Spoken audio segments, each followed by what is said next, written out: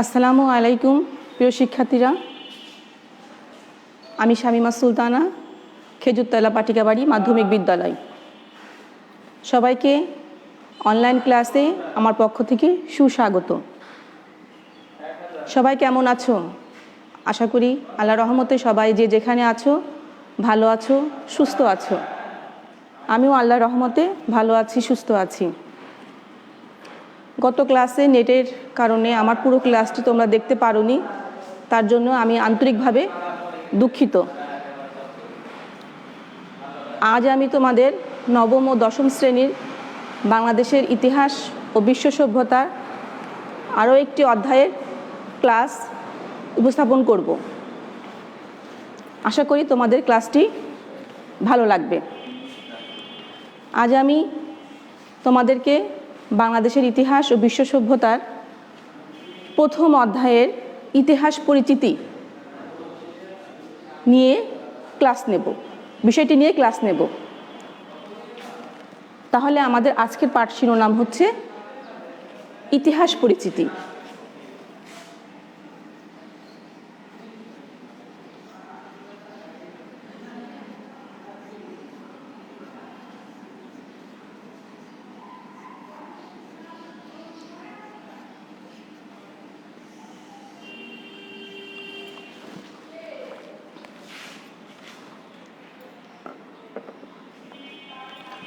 তোমরা হয়তো মনে করতে পারো যে গত ক্লাসে আমি দ্বিতীয় অধ্যায়ের ক্লাস নিয়েছি, আজ কেন আমি প্রথম অধ্যায়ের আবার ক্লাস দিচ্ছি। এর একটু ব্যাখ্যা করে দিই আমি তোমাদের কি কারণে আমি আজকে প্রথম অধ্যায়টা ক্লাস দিচ্ছি।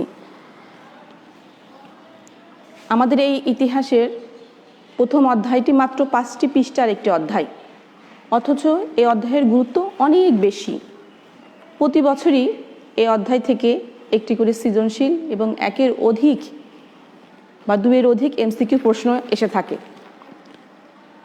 তাছাড়াও একজন ইতিহাসের শিক্ষক, ইতিহাসের ছাত্র হিসেবে আমি তোমাদেরকে জানাতে চাই ইতিহাস বিষয়টি কি, আসলে কেন ইতিহাস বিষয়টি এত গুরুত্ব। এ কারণেই আজকে আমি এই অধ্যায়টি বেছে নিয়েছি বা এই পাঠটি বেছে নিয়েছি। তাহলে চলো এবার আমরা মূল পাঠে যাই। প্রথমেই আমরা জেনে নিই যে আজকের পাঠ শেষে আমরা কি শিখতে পারবো বা কি জানব। আমরা আজকের পাঠ শেষে জানতে পারবো ইতিহাস ও ঐতিহ্যের ধারণা, ইতিহাস ও ঐতিহ্যের ধারণা সম্পর্কে আমরা জানতে পারবো। আমরা জানতে পারবো ইতিহাসের উপাদান সম্পর্কে,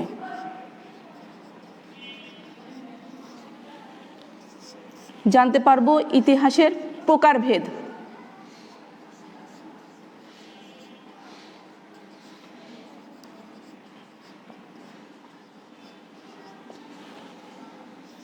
আরও জানতে পারবো ইতিহাসের পরিসর, ইতিহাসের বিষয়বস্তু ও পরিসর, এবং সবশেষে আমরা জানতে পারবো ইতিহাস পাঠের প্রয়োজনীয়তা।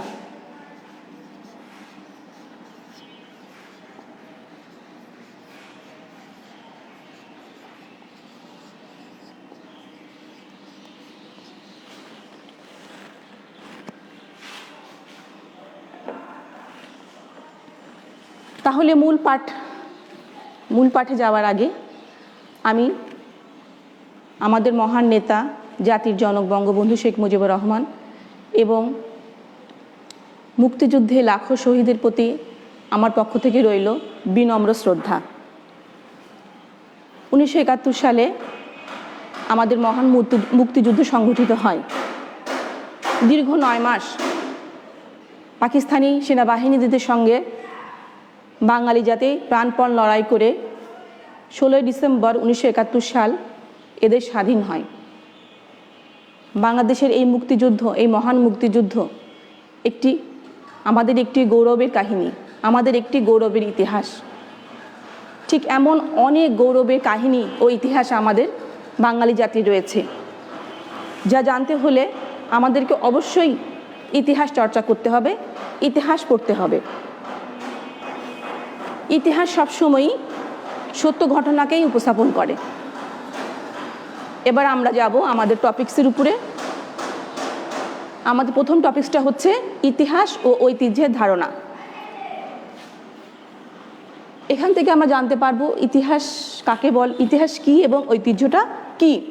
আজকের আমার এই ক্লাসটি তোমরা খুব মনোযোগ সহকারে দেখবে এবং অবশ্যই কাছে কলম এবং খাতা রাখবে। ইতিহাস শব্দটি এসেছে ইতিহ শব্দ থেকে, যার অর্থ হচ্ছে ঐতিহ্য। অর্থাৎ ইতিহাস শব্দটি এসেছে আমাদের ইতিহ শব্দ থেকে, যার অর্থ হচ্ছে ঐতিহ্য।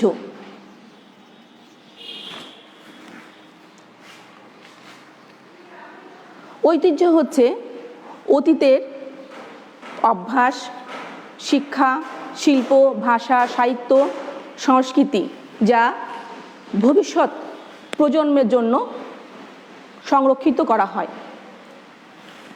আর এই ঐতিহ্যই এক প্রজন্ম থেকে আরেক প্রজন্মের কাছে পৌঁছে দেয়ই হলো ইতিহাস। E.H. কারের ভাষায় বলা যেতে পারে ইতিহাস হলো অতীত ও বর্তমানের মধ্যে এক অন্তহীন সংলাপ। ইতিহাস শব্দটি সন্ধি বিচ্ছেদ করলে এই রূপ দাঁড়ায় ইতিহ যোগ আস। ইতিহাস শব্দটি যদি সন্ধি বিচ্ছেদ করি তাহলে আসবে ইতিহ যোগ আস, যার অর্থ হচ্ছে এইরূপ ঘটেছিল বা এমনই ছিল।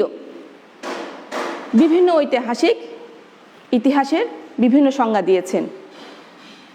ঐতিহাসিক ডক্টর জনসন বলেন, ঘটে যাওয়া ঘটনাই হলো ইতিহাস। অর্থাৎ যা ঘটে তাই ইতিহাস, যা ঘটেনি তা ইতিহাস নয়। এখন আমরা জানবো ইতিহাস শব্দটি কোথা থেকে আসলো, কিভাবে আসলো। গ্রিক শব্দ হিস্টোরিয়া।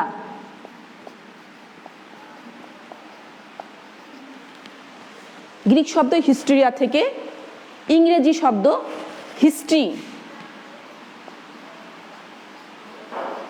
শব্দের উৎপত্তি। আর এই হিস্ট্রি শব্দের বাংলা প্রতিশব্দই হচ্ছে ইতিহাস। তাহলে গ্রিক শব্দ হিস্ট্রি থেকে ইংরেজি হিস্টোরিয়া থেকে হিস্ট্রি থেকে আমাদের বাংলা শব্দ ইতিহাস। এই হিস্টোরিয়া শব্দটি সর্বপ্রথম ব্যবহার করেন গ্রিক ঐতিহাসিক হেরোডোটাস। আর এই হেরোডোটাসই হচ্ছে ইতিহাসের জনক। তাহলে আমরা জানলাম যে হেরোডোটাসকে, হেরোডোটাস হচ্ছেন ইতিহাসের জনক এবং গ্রিক ঐতিহাসিক। তিনি সর্বপ্রথম হিস্টোরিয়া শব্দটি ব্যবহার করেন। তিনি তার গবেষণা কাজের নামকরণের ক্ষেত্রেই এই হিস্টোরিয়া শব্দটি ব্যবহার করেন। হেরোডোটাস গ্রিক ও পারস্যদের মধ্যে একটি যুদ্ধ সংঘটিত হয়। এই যুদ্ধটার উপরে তিনি গবেষণা চালান। আর এই গবেষণা চালানোর ফলস্বরূপ তিনি বিভিন্ন তথ্য বিবরণ এবং গ্রিস যে এই যুদ্ধে বিজয় লাভ করে সেই বিজয় গাথা তিনি সেই সকল বিবরণ তিনি লিপিবদ্ধ করেন, যাতে পরবর্তী প্রজন্ম এই কথা ভুলে না যায় এবং পরবর্তী প্রজন্ম এই বিবরণ পড়ে দেশপ্রেমের প্রতি উৎসাহিত হয় এবং উদ্বুদ্ধ হয়। তাহলে আমরা বুঝতে পারছি ইতিহাস পড়লে আমরা সবাই কি হব, দেশপ্রেমের প্রতি উদ্বুদ্ধ হব এবং দেশপ্রেমের প্রতি আমাদের উৎসাহ বাড়বে।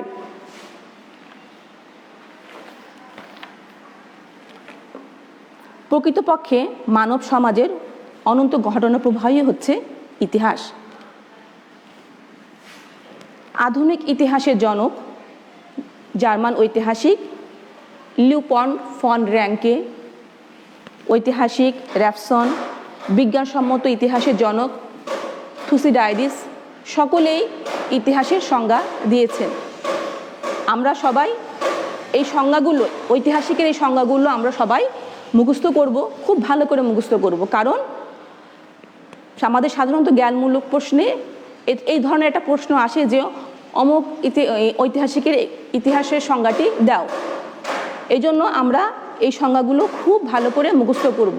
আর সংজ্ঞা মুখস্থ করার সময় আমরা অবশ্যই লক্ষ্য রাখবো বানানের ক্ষেত্রে কোথায় কমা দেওয়া, কোথায় দাড়ি দেওয়া, কারণ যদি একটু ভুল হয় তাহলে আমরা পুরো নাম্বারটা পাবো না। তাহলে আমাদের প্রথম পয়েন্টটি হয়ে গেল। এবার আমরা আসব ইতিহাসের উপাদান নিয়ে আলোচনা করব। প্রতিটা জিনিস তৈরি করতে কিন্তু কিছু উপাদানের প্রয়োজন হয়। একটি বাড়ি তৈরি করতে গেলে যেমন উপাদানের প্রয়োজন, আমি যে আজকে অনলাইন ক্লাস নিচ্ছি এর জন্য কিন্তু বেশ কিছু উপাদানের প্রয়োজন হয়েছে। ঠিক তেমনি ইতিহাস রচনা করতে গেলেও উপাদানের প্রয়োজন হয়। যেসব তথ্য ও প্রমাণের উপরে ভিত্তি করে ঐতিহাসিক সত্যকে প্রতিষ্ঠিত করা সম্ভব তাকেই আমরা বলি ইতিহাসের উপাদান। আর এই ইতিহাসের উপাদানকে আমরা দুই ভাগে ভাগ করি, এক লিখিত উপাদান আর একটা হচ্ছে অলিখিত উপাদান। লিখিত উপাদান এখন আমরা জেনে নেব লিখিত উপাদান কি আর অলিখিত উপাদান কি। লিখিত উপাদান সাধারণত যেগুলো লেখা হয় বা রচনা করা হয়, রচিত হয়, সেগুলোকে আমরা বলি লিখিত উপাদান। এই লিখিত উপাদানগুলোর মধ্যে রয়েছে বিভিন্ন সাহিত্য, বৈদেশিক বিবরণ, দলিলপত্র ইত্যাদি। তাছাড়াও বেশ কিছু দেশ বিদেশি সাহিত্যের বিবরণীতেও আমরা ইতিহাসের বিভিন্ন তথ্য পেয়ে থাকি। যেমন বেদ, এটা কিন্তু হিন্দুদের একটি ধর্মগ্রন্থ। তারপর কৌটিল্যের অর্থশাস্ত্র, এরপর মিনাজুস সিরাজের তবকাতে আইনি, তারপর কলহনের রাজতরঙ্গিনী, আবুল ফজলের আইনে আকবরী। এই সকল বিবরণী থেকে আমরা সেই সময়কার সমাজ ব্যবস্থা, অর্থনৈতিক ব্যবস্থা, ধর্মীয় ব্যবস্থা, বিভিন্ন রকম আচরণ সব কিছুই আমরা কিন্তু জানতে পারি। আবুল ফজল কিন্তু সম্রাট আকবরের একজন রাজসভাকবি ছিলেন। তিনি সম্রাট আকবরের সময়ে যা যা ঘটেছে তিনি তার বর্ণনা কিন্তু এই আইনে আকবরীতেই লিখে গেছেন বা বিবরণ লিখে গেছেন। এছাড়াও বিভিন্ন পরিব্রাজক বা পর্যটকদের বিবরণও কিন্তু ইতিহাসের একটি লিখিত দলিল। এর মধ্যে আমরা বলতে পারি যে চৈনিক পরিব্রাজক হিউয়েন সাং, ইৎসিং, ফাই হেং এরা সকলেই কিন্তু ৫ম থেকে ৭ম শতকের মধ্যে বাংলায় আসে। এছাড়াও আফ্রিকার পরিব্রাজক ইবনে বতুতা সহ আরও অনেকেই কিন্তু সে সময় বাংলায় আসে। তাদের বিবরণী থেকে আমরা সেই সময়কার ইতিহাস জানতে পারি। তাহলে এগুলো হচ্ছে আমাদের লিখিত উপাদান। এছাড়াও কিন্তু সরকারি নথিপত্র এবং চিঠি, এগুলো আমাদের একটি নির্ভরযোগ্য তথ্য যা লিখিত উপাদানের অন্তর্ভুক্ত। এবার আমরা আসব অলিখিত উপাদান। অলিখিত উপাদান কাকে বলে? সাধারণত যা লেখা হয় না সেটাকে কিন্তু আমরা অলিখিত উপাদান বলি। আর এই অলিখিত উপাদানগুলোর মূলত প্রত্নতত্ত্ব যে জিনিসটি সেটাকেই আমরা বলে থাকি, বা প্রত্নতত্ত্ব নিদর্শন সমূহকেই আমরা বলে থাকি অলিখিত উপাদান। এই উপাদানগুলোর মধ্যে হলো মুদ্রা, শিলালিপি, স্মৃতিস্তম্ভ, বিভিন্ন ভাস্কর্য, তাম্রলিপি, ইমারত ইত্যাদি। এই যেমন পাটিকা বাড়ি, স্কুলের এই যে আমাদের ইমারত বা এই ভবনটি, এটাও কিন্তু কোনো এক সময় ইতিহাসের একটা অলিখিত উপাদান হিসাবে গণ্য হবে।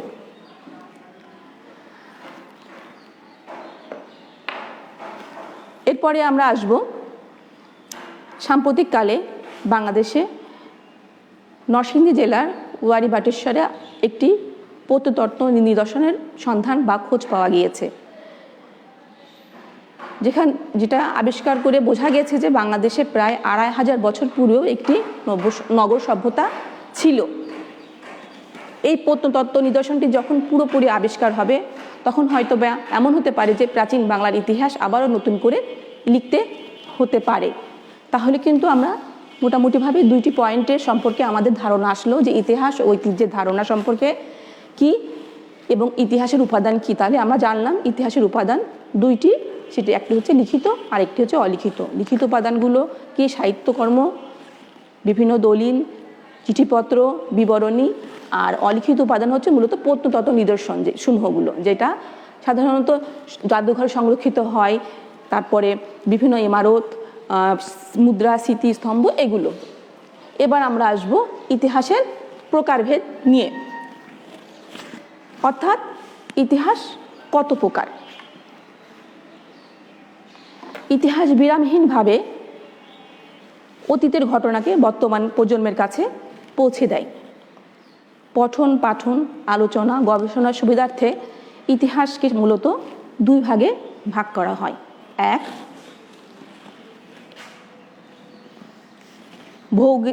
ভৌগোলিক অবস্থানগত ইতিহাস, দুই হচ্ছে বিষয় বস্তুগত ইতিহাস। তাহলে আমরা জানলাম যে ইতিহাস মূলত দুই প্রকার, এক ভৌগোলিক অবস্থানগত ইতিহাস, আর একটি হচ্ছে বিষয় বস্তুগত ইতিহাস। এবার আমরা জেনে নিই যে ভৌগোলিক অবস্থানগত ইতিহাস কাকে বলে বা কি। যে বিষয়টি ইতিহাসে স্থান পেয়েছে তা কোন পরিপ্রেক্ষিতে, সেটা কি স্থানীয় পর্যায়ে না জাতীয় পর্যায়ে না আন্তর্জাতিক পর্যায়ে, এরই ভিত্তিতে আবার ভৌগোলিক অবস্থানগত ইতিহাসকে আমরা তিন ভাগে ভাগ করি। এক, স্থানীয় ইতিহাস, দুই, জাতীয় ইতিহাস, তিন, আন্তর্জাতিক ইতিহাস। এখন আমরা যদি কুষ্টিয়ার ইতিহাস লিখি সেটা কিন্তু পড়বে স্থানীয় ইতিহাসের মধ্যে, যদি সারা বাংলাদেশের ইতিহাস লিখি সেটা কিন্তু জাতীয় ইতিহাসের মধ্যে পড়বে, আর যদি আমরা সারা বিশ্বের ইতিহাস রচনা করি সেটা কিন্তু আমাদের আন্তর্জাতিক ইতিহাসের মধ্যে পড়বে। এবার আমরা জানব বিষয়বস্তুগত ইতিহাস কি। কোনো বিশেষ বিষয়ের উপরে ভিত্তি করে যে ইতিহাস রচনা করা হয়ে থাকে তাকেই আমরা বলি বিষয়বস্তুগত ইতিহাস। যেহেতু ইতিহাসের পরিসর ব্যাপক, তারপরেও ইতিহাসের বিষয়বস্তুকে আমরা পাঁচ ভাগে ভাগ করে থাকি। এক, রাজনৈতিক ইতিহাস, দুই, সামাজিক ইতিহাস, তিন, অর্থনৈতিক ইতিহাস, সাংস্কৃতিক ইতিহাস এবং সাম্প্রতিক ইতিহাস। অনেক সময় প্রশ্ন আসে যে সাম্প্রতিক ইতিহাস কাকে বলে, অনেক শিক্ষার্থীরা এর উত্তর দিতে পারে না। আজকে আমি তোমাদেরকে জানিয়ে দিচ্ছি যে সাম্প্রতিক ইতিহাস কাকে বলে।